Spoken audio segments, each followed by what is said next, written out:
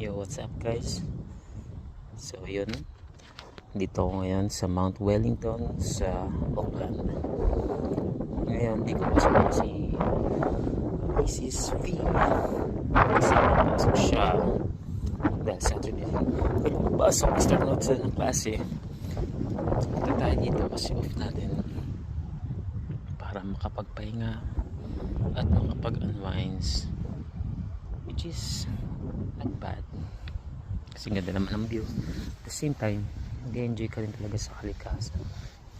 Ang maganda sa kanya short hike lang siya, pero alam yun, hindi ganun kabitin kapag pumalik ka sa kanya tuktok niya.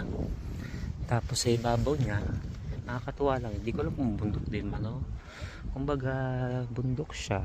Hindi ko na kasi na video nyo aking pagpanik, pero pagpanik mo is meron pang papanik. Hindi ko alam kung ba yung kanyang bunganga, pero yun, tapos na kasi ng aking pagpanik. Kumbaga nakababa na ako at hindi ko lang naisipan mag-record ng video para sa gayon meron din ako ilang araw. But anyways, ayun na nga, maganda. At the same time, buti na lang hindi din araw. Dito sa tuktok kita mo rin yung yung shrine. Kalimutan ko na pangalan. Galing kami dun last week nung holiday. Ayun siya, kita mo dito. Hindi ko alam kung masusunod. Ayun, kasi nasa tuktok na yan.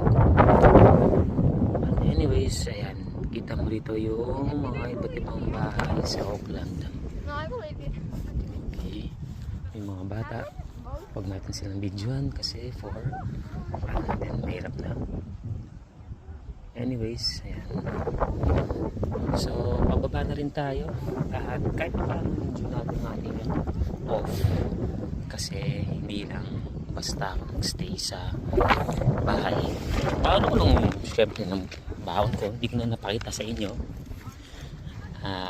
Siguro yun, balang araw makapagawa ako ng video na detailed.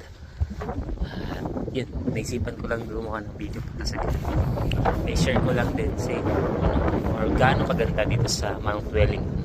Ganda pala itong bundok to. Actually sa Auckland maraming bundok, Mount Eden, Mount Wellington, Mount Roski, at meron pa yan ang iba lang hindi ko na alam kung ano pa.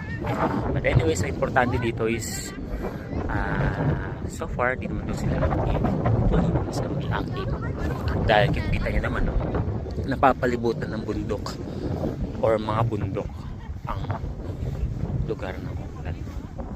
Anyways, yun lang siguro for this video.